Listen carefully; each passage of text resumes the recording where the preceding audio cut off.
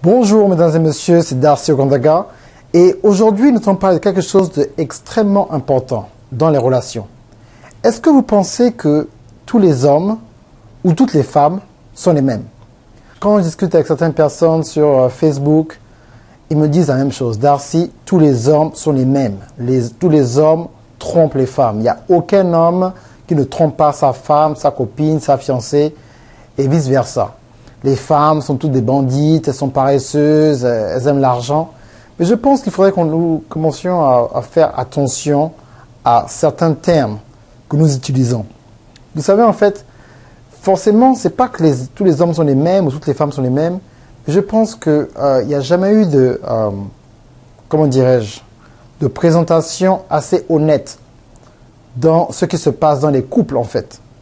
Et nous devons comprendre que quand il y a un couple, il doit avoir cette harmonie entre l'homme et la femme et avoir ce sens de la destinée qui en fait met en fait tout ton espoir sur Dieu. Souvent les hommes, quand ils ne connaissent pas Dieu ou bien quand ils n'ont pas vraiment développé une véritable relation avec Dieu, tout est basé sur l'argent et le pouvoir qu'ils ont.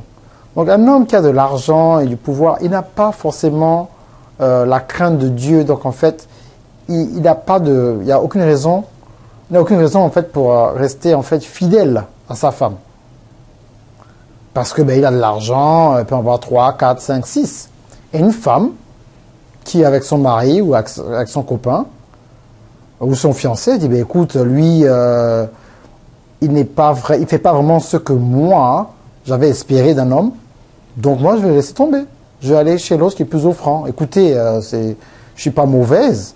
Je suis une femme, j'ai besoin qu'un homme prenne soin de moi. Donc il faudrait que nous inversions un peu les rôles et en fait, pas forcément avoir une femme qui fait ce que les hommes font ou bien les hommes qui font ce que les femmes sont supposées faire, mais regarder Dieu et vraiment que nous commencions à nous contrôler et à mettre notre espoir sur Dieu. Et si nous respectons Dieu, c'est possible pour un homme d'être fidèle à sa femme. Tu n'as pas besoin d'aller à gauche, à droite. Un véritable homme, c'est un homme qui sait dire non à une femme. Il y a quelques années, je n'aurais pas pu le dire. Parce que j'ai dû évoluer sur certaines choses. Mais maintenant, je sais exactement quoi faire. Et pourquoi c'est important pour un homme de dire à une femme non.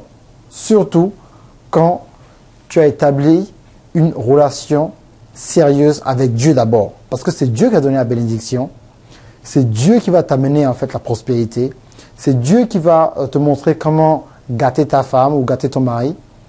Et c'est en fait dans ce genre de relation qui va vraiment changer ta vie et qui va montrer à tout le monde que c'est pas parce que tu es un Africain, que tu as plein de femmes, que tu peux te contrôler, que tu as tes enfants par-ci, par-là. C'est pas tous les Africains qui sont comme ça. Hein. Mon père n'était pas comme ça. Donc en fait, ça ne veut pas dire que quand tu es un noir africain, oh non, lui c'est un bandit, on vous connaît tous à Paris, on vous connaît tous à Abidjan, on vous connaît tous à Libreville, on vous connaît tous à Douala, on vous connaît tous en Martinique ou en Guadeloupe. Non, ce n'est pas une question de race, c'est une question de conviction et d'être vraiment d'avoir transformé sa mentalité et mettre Dieu devant. Quand tu mets Dieu devant, tu es sûr que tu es un homme qui va respecter sa femme.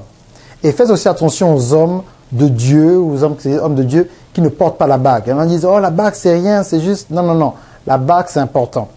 Parce que même s'il y a des femmes qui ne sont pas... qui n'ont pas peur de la bague, même avec la bague, au contraire, elles viennent t'attaquer.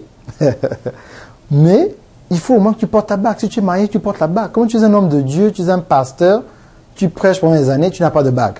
Mais c'est quoi ces histoires des pasteurs qui voyagent pendant 8 mois, 9 mois, 1 an, 3 mois, 4 mois, ils laissent la femme à la maison et ils voyagent pour la volonté de Dieu. Non.